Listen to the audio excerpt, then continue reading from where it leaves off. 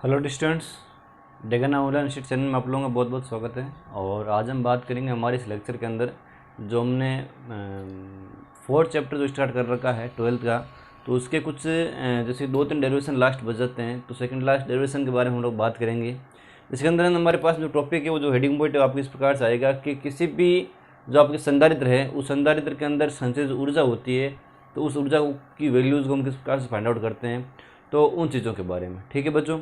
और आगे हम इसके मतलब कि जो जैसे कि कोई भी परिपथ होता है, कोई भी परिपथ होता है, उसकी जो संचित ऊर्जा के बारे में बात करेंगे, फिर संधारित्र संचित ऊर्जा के बारे में बात करेंगे, और फिर उसके ऊर्जा घनत्व के बारे में बात करेंगे। देन लास्ट के अंदर हम इसके जितने जो ये जो हमारे पास डेरिवेशन हमने किया था, इस डेरिवेशन का एक न्यूमेरिकल क्वेश्चन भी हम लोग सोल्व करेंगे। ठीक है बच्चों, तो आइए बात करते हैं एक नई शुरुआत के साथ में, एक नए जोश के साथ में।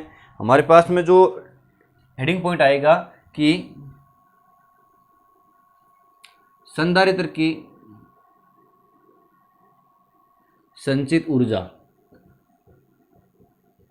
तो उसके बारे में बात करते हैं कि संधारित्र के अंदर जो हमारे पास में ऊर्जा होती है, वो ऊर्जा आवेशन के समय विद्युत ऊर्जा का डेवलपमेंट होता है, और निरावेशन के समय यही जो ऊर्जा होती है वो इसके विभिन्न परिवर्तनों पर व्यय कर देते हैं। जैसे कि हमारे पास अलग अलग कोई भी इसके अंदर सिम्टम्स हो, कोई भी अलग अलग जैसे कि पॉइंट भी नोटेड हो, जैसे कि हमारे पास मान लो बैटरी लगी हुई है, कोई बैटरी लगी हुई, तो बैटरी के द्वारा जो इलेक्ट्रॉन्स वगैरह की जो इलेक्ट्रिसिटी की फ्लोवेंस होगी, वो फ्लोवेंस उसके विभिन्न जो मतलब कि पार्ट होंगे।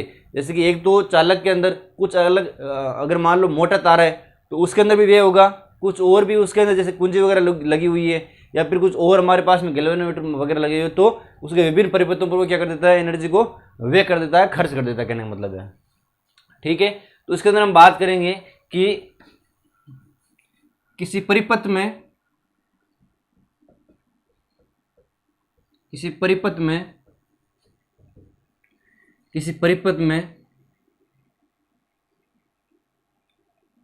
संचित ऊर्जा, किसी परिपथ में आवेशन के समय ऊर्जा संचित की जाती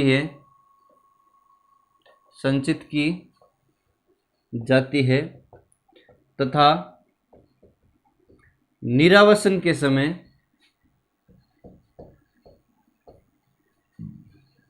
यही ऊर्जा परिपथ के विभिन्न अवयवों पर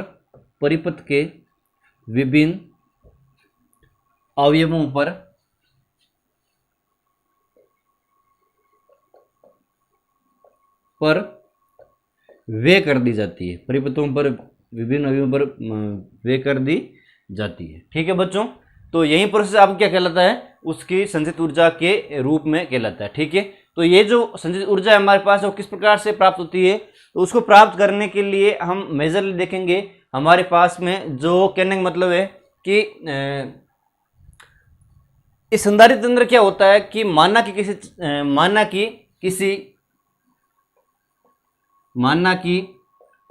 किसी धारिता C के एक संधारित्र को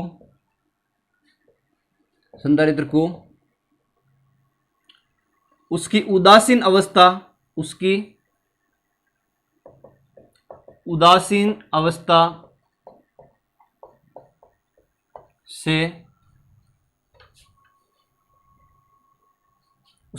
अवस्था से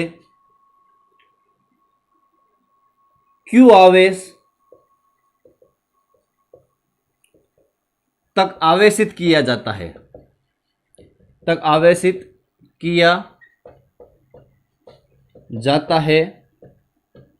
जहां Q आवेश तक आवेशित किया जाता है,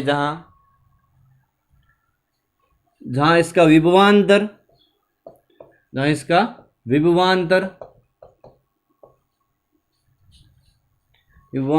V है। ठीक है बच्चों, ये चीज है, विभवांतर V है। तो अब हम बात करेंगे कि विभवांतर V होने के प्रोसेस में हम कह सकते हैं कि अतः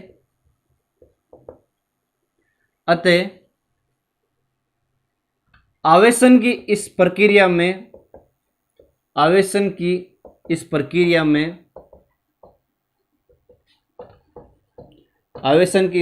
में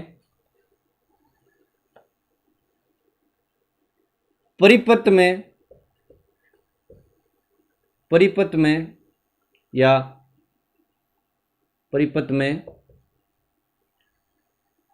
आवेशों द्वारा किया गया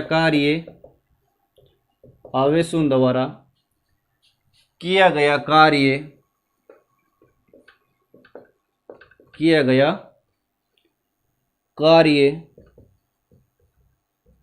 ही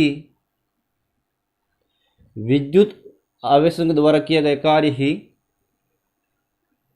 ऊर्जा के रूप में संचित होता है। और यही जो ऊर्जा है वो निरावेशन के समय सभी परिपथों पर व्यय कर दी जाती है। अतः अल्प आवेश dq के लिए किया गया अल्प कार्य क्या हो जाएगा बच्चों? ये अल्प कार्य हो जाएगा dw equal to V D Q. dw equal हो जाएगा v dq। ये आपके हो गई इक्वेशन फर्स्ट के रूप में, ये आपकी इक्वेशन फर्स्ट हो गई। अब आप लोग देख सकते हो कि आपके जो विभवांतर की वैल्यू है वो किस प्रकार से आती है कि माना कि अगर किसी परिपथ के अंदर जहां पर उसके कोई एक सी संधारित्र का परिपथ है तो उसके अंदर जो विभवांतर की वैल्यू है, जो विभव की वैल्यू है v की, वो किस प्रकार से फाइंड आउट होती है? वो होती है जैसे कि q equal to C V आपको पता है, q equal to C V आपको पता है, ठीक है। या आप ले सकते हो q स्मॉल q, यहाँ पर क्योंकि स्मॉल q दिया हुआ है चीज के अंदर, तो वापस से v इजिकल टू हो जाएगा q बाई सी, ठीक है। चूंकि ये हमारे पास में एक और मेथड हमें पता है, तो अतः हम कह सकते हैं कि dw इजिकल टू v की जगह पे वैल्यू आ जाएगी q बाई सी dq के रूप में, ठीक है बच्चों। तो ये हमारे पास में आगे चीज। अब हम देखेंगे कि इस समीकरण का तो ये हमारे पास समीकरण है ना, तो संपूर्ण परिपथ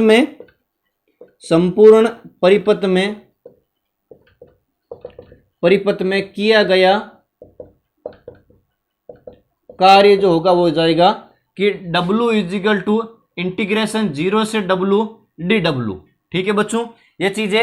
अब आप लोगों को देखना है कि उसका समाकलन वापस करने पर क्या होता है। वैल्यू हमारे पास में w इजिकल टू 0 से w, ठीक है, और dw की वैल्यू हो जाएगी q बाई सी dq के रूप में, ठीक है ना बच्चों। तो आप देख सकते हो कि ये वैल्यू हो जाएगी w इजिकल टू q की वैल्यू बाहर की साइड में और 0 से w, ये हमारे पास में कॉन्स्टेंट के रूप ये हमारे पास में 1 बाई सी जो है ना वो कॉन्स्टेंट के रूप में रहेगा, और 0 से w q dq की हमें क्या करना है, समाकलन q dq को हमें समाकलन करना है, ठीक है बच्चों। तो आप देख सकते हो कि इसकी जो वैल्यू है वो इस तरीके से प्राप्त की जाती है कि w इजिकल हो जाएगा 1 बाई सी, कॉन्स्टेंट तो बाहर आ गया, और ये हमारे पास में जो q वैल्यू है वो आपको पता है q की पावर n प्लस 1, ठीक है बच्चों। तो q स्क्वायर बाई 2 और 0 से w, इस प्रकार से ये चीज हमें प्राप्त की जाती है, ठीक है बच्चों। तो आप देख सकते हो आगे हमारे पास में वैल्यू क्या आ जाएगी,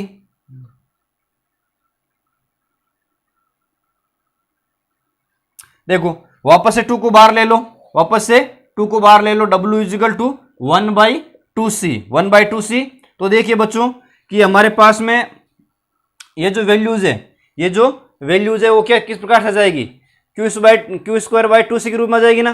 तो क्यू स्क्वायर बाई 2c के रूप में आप देख सकते हो कि आगे हमारे पास में एक तो जैसे कि क्यू स्क्वायर माइनस 0 का स्क्वायर, ठीक है ना। तो w बराबर हो जाएगा कि w स्क्वायर बटा 2c के रूप में, ठीक है। ये हमारे पास में चीज है। अब आप लोग ये चीज आपको इस प्रकार से हम कह सकते हैं कि एक तो अगर हम यहाँ पर समाकलन तो कर रहे हैं, समाकलन तो इसका हम लोग कर रहे हैं, लेकिन इस समाकलन के थ्रू हमारे पास में जो वैल्यूएशन आती है उस वैल्यूएशन की जो फॉर्मेट है वो आपके लिए एक तो आवेशों के रूप में बात कर रहे हैं हम, तो डबल वर्क हो नहीं सकते। तो हम बात कर लेंगे कि चूंकि डब्ल्यू को हमने माना क्यू के रूप में, क्यू के रूप में माना, तो डब्ल्यू की वैल्यू हमारे पास में कितनी हो जाएगी, क्यू स्क्वायर बाई 2c के रूप में। और ये जो हमारे पास में वर्क होगा वो ही परिपथ की क्या होगी, संचित ऊर्जा होगी। तो W equal to U equal to 1/2c Q square के रूप में हमारे पास में ये परिपथ क्या हो गई, एनर्जी के रूप में वैल्यूएशन है वो आ गई। ठीक है बच्चों, आप आगे इसका इस फॉर्मेट के थ्रू भी फॉर्मूला जो है वो रख सकते हो। ठीक है, जैसे आप देख सकते हो कि U equal to 1/2 Q square की value c square v square, c square की वैल्यू c से कैंसिल आउट तो cv, इस प्रकार से बच गया 1/2 cv स्क्वायर रूप में। ये भी आप लोगों के पास में चीज आ जाएगी। ठीक है ना, तो ये हमारे पास में हमने कंप्लीट है कि जो डेरिवेशन है वो निकाल लिया है। अब हम बात करेंगे संधारित्रों की संचित ऊर्जा के बारे में। जो अगर मान लो समांतर प्लेट संधारित्र अगर उसके अंदर अवेलेबल हो, समांतर प्लेट संधारित्र जो बीच में अवेलेबल हो, तो उसकी जो वैल्यूएशन होगी, एनर्जी होगी, वो कितनी हो जाएगी। ठीक है बच्चों, तो आइए देखते हैं।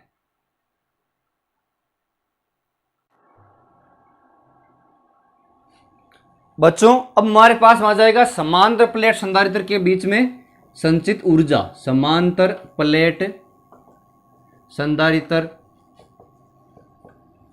के मध्य संचित ऊर्जा। ठीक है, तो हमने बात की थी कि संधारित्रों की संचित ऊर्जा क्या होती है, संधारित्रों की संचित ऊर्जा क्या होती है, आपको पता है। संचित ऊर्जा क्या होती है, 1/2 cv स्क्वायर, ये चीज होती है। ठीक है, तो समांतर प्लेट संधारित्र के लिए, समांतर प्लेट संधारित्रों के मध्य जो हमारे पास में धारिता होती है क्या होती है, समांतर संधारित्र, समांतर प्लेट संधारित्र के लिए संचित ऊर्जा क्या होती, सॉरी, समांतर प्लेट संधारित्र के लिए धारिता क्या होती है, संधारित्र की धारिता क्या होती है, C की value C equal to A epsilon naught upon D के रूप में। और उसका विभवांतर क्या होता है, विभवांतर होता है समांतर प्लेट संधारित्र का विभवांतर,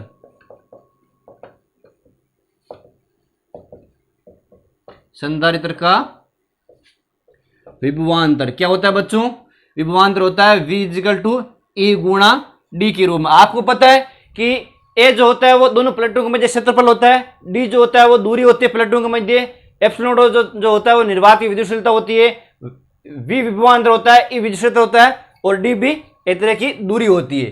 ठीक है बच्चों, तो ये जो वैल्यूएशन है वो आप इसके अंदर रखिए।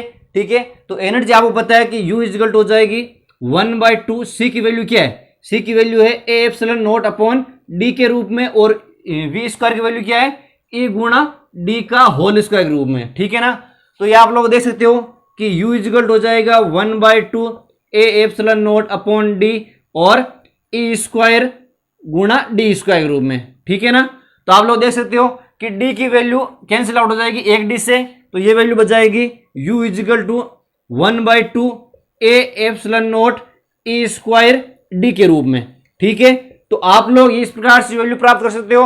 अब जो ये संचित ऊर्जा की वैल्यू है, ये ऊर्जा की वैल्यू है समानुपाती रहेगी क्षेत्रफल के, यानी कि क्षेत्रफल बढ़ेगा तो उसकी ऊर्जा भी बढ़ेगी, और U की जो वैल्यू वो समानुपात रहेगी एप्सिलॉन नॉट के, यानी कि निर्वात विद्युतशीलता के बारे में U की जो वैल्यू है वो समानुपात रहेगी E स्क्वायर के, यानी कि विद्युत क्षेत्र की वर्ग के रूप में और उसकी दूरी के रूप में भी। ठीक है ना, और यहां से हम बात कर सकते हैं, अगर हम बात करें उसकी दूरी के बीच में, दूरी अगर हम निकालें तो दूरी निकालने के लिए हमें क्या करना पड़ेगा, दूरी निकालने के हमें करना पड़ेगा कि 2u upon epsilon naught E square.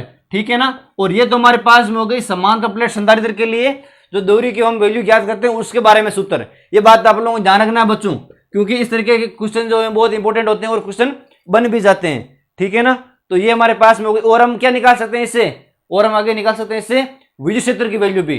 ठीक है, तो आप लोग देख सकते हो कि विद्युत क्षेत्र की जो वैल्यू है क्या हो जाएगी, E स्क्वायर, जैसे कि ये है 1/2 a epsilon naught E square D बराबर U है, तो आप लोग देख सकते हो कि देखिए a epsilon naught E square D equal to 2u। ठीक है ना, और देखिए E स्क्वायर इजिकल हो जाएगा 2u upon A epsilon not D, और E इजिकल क्या हो जाएगी, सिर्फ E की value under of 2u upon A epsilon not D. ये बात आप लोगों को विशेष ध्यान रखनी है, ठीक है ना बच्चों। इस प्रकार से आप सॉल्यूशन कर सकते हो। आगे आपको पता है कि हम बात करेंगे उसके ऊर्जा के बीच में जो घनत्व है उसके बारे में, जो लास्ट आपका डेरिवेशन रहा है। तो आइए बात करते हैं बच्चों। अब हम बात करेंगे हमारे पास में ऊर्जा घनत्व के बारे में, ठीक है। तो आपके पास में जो लास्ट डेरिवेशन हो जाएगा ऊर्जा घनत्व का, ऊर्जा घनत्व का। तो ऊर्जा घनत्व आपको पता है क्या होता है कि प्रति एकांक आयतन में संचित ऊर्जा, संधारित्र के प्रति एकांक आयतन में संचित ऊर्जा के बारे में बात करेंगे। तो संचित ऊर्जा किस प्रकार से होती है? तो संचित ऊर्जा हो जाएगी कि ऊर्जा घनत्व बराबर प्रति एकांक आयतन में संचित ऊर्जा, ठीक है। U बटा आयतन आ जाएगा, ठीक है ना। तो इस प्रकार से अब आपको पता है कि आयतन की वैल्यूएशन क्या होती है। आयतन जो होता है वो वॉल्यूम जो होता है वो होता है A गुणा डी के बराबर, यानी क्षेत्रफल गुणा उसके बीच से दूरी होती है उसके गुणनफल के बराबर होता है, ठीक है बच्चों। तो आप लोग देख सकते हो कि U की वैल्यू हमने क्या फाइंड आउट की थी, ऊर्जा घनत्व। आप लोग कैपिटल डेंसिटी के बारे में बात कर सकते हो, ठीक है, या फिर एनर्जी डेंसिटी के बारे में बात कर सकते हो। तो देखिए U की वैल्यू हो जाएगी 1/2 ए एप्सिलॉन नोट। आपके पास में जो वैल्यू आएगी वो आई थी, वो क्या आई थी, A epsilon note E square D I थी, ठीक है ना। और ये आ जाएगी वैल्यू आपके पास में ए गुणा डी, ठीक है। तो ए गुणा डी से ए गुणा डी कैंसिल आउट। अब आपके पास में ऊर्जा घनत्व बच जाएगा 1/2 एप्सिलॉन नोट ई स्क्वायर के रूप में बच्चों, ठीक है ना। तो हमने हमारे ये भी चीज हमारे पास में सॉल्यूशन कंप्लीट हो गया। अब हम देखेंगे एक आध इसका कोई क्वेश्चन देखेंगे जिससे कि आप लोगों को आसानी हो ये कंप्लीट जो फॉर्मेट है वो समझने में, ठीक है बच्चों। तो आइए बात करते हैं बच्चों। हमारे पास में क्वेश्चन है कि 100 माइक्रोफैराड धारिता के एक संधारित्र में एकत्रित ऊर्जा 50 जूल है। इसका विभवांतर होगा, ऑप्शनल क्वेश्चन है। और ओडिशा JEE 2012 के एग्जाम, कॉम्पिटिटिव एग्जाम के अंदर क्वेश्चन उड़ीसा के अंदर आया हुआ है। तो आपको देखना है, सिंपल सा क्वेश्चन है बस कि एक तो जो आपके पास में जो संधारित्र संचित ऊर्जा होती है वो क्या होती है, U = 1/2 ए एप्सिलॉन नोट। या आप कह सकते हो कि संचित ऊर्जा के रूप में अगर हम बात करें तो वो हो जाएगी 1/2 CV स्क्वायर के रूप में, ठीक है बच्चों। विभवांतर के बारे में बात कर दी गई है। तो आपको पता है कि ये इस प्रकार से होता है फॉर्मेट, CV स्क्वायर अपॉन 2 के रूप में हम इसे लिख सकते हैं, ठीक है ना। तो आप लोग देख सकते हो कि CV स्क्वायर बराबर 2U और V स्क्वायर बराबर 2U/C और V बराबर √2U अपॉन C।